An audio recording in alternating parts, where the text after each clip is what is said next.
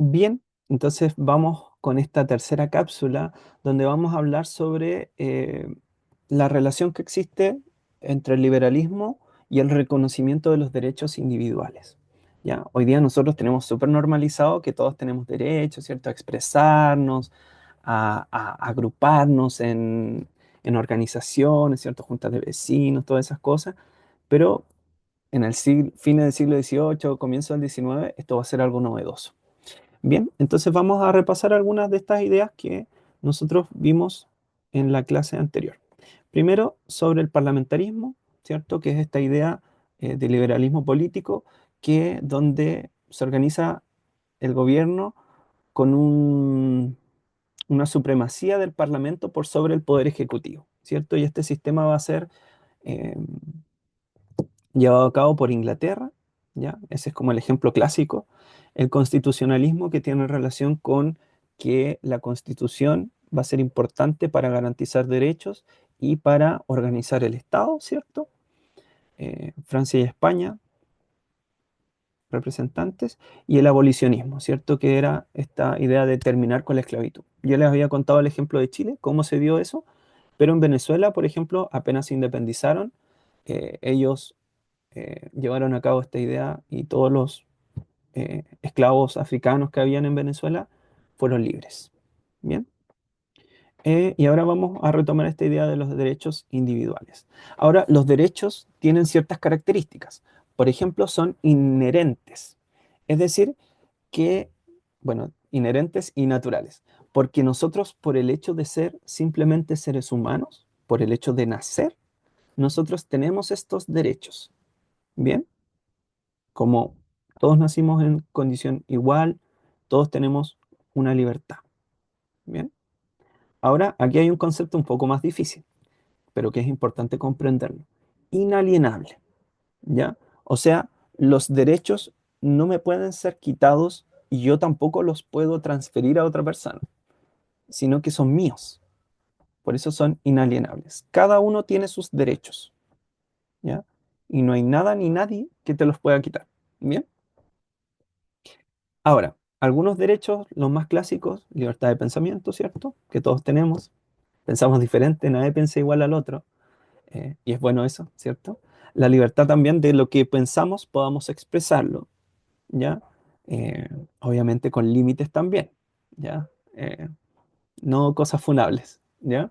Eh, y también lo que es la libertad de prensa, ¿cierto? Hoy en día tenemos libertad de prensa porque existen diferentes diarios que expresan diferentes ideas, tienen diferentes tendencias políticas y eso está bien, ¿ya?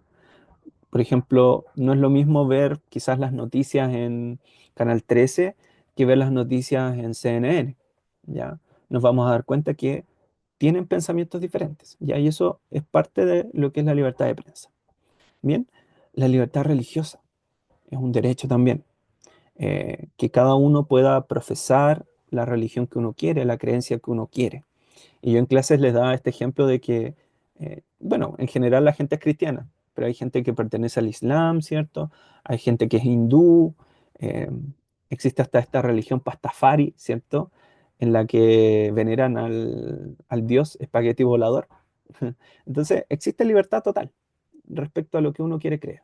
Bien. Y también lo último, lo que es la libertad de reunión y de asociación. Es que nosotros podemos juntarnos donde queramos, ¿cierto? Podemos asociar, crear agrupaciones, juntas de vecinos, podemos crear clubes deportivos, ¿cierto? Eso es una libertad que nosotros tenemos. Bien. Y fueron, como dice acá, ideas, derechos, libertades que fueron defendidos por el liberalismo político durante el siglo XIX. Bien, ahora quizás la mayor representación de estas ideas va a estar, o el primer antecedente va a ser la Declaración de los Derechos del Hombre y del Ciudadano que se da en el contexto de la Revolución Francesa, ¿cierto? A fines del siglo XVIII. Bien, aquí vemos algunos artículos, no los voy a leer, solamente hablan de lo mismo que acabamos de comentar. Bien, ahora aquí, ¿quiénes van a luchar por ampliar sus derechos durante el siglo XIX? ¿Ya? En la primera imagen vemos a los esclavos, ¿cierto? Ellos obviamente van a buscar libertad. Otro grupo que tenemos es el de las mujeres, ¿ya? que ellas van a querer derechos, van a querer libertades, ¿ya? Sobre todo lo que es el derecho al sufragio, el derecho a votar, ¿bien?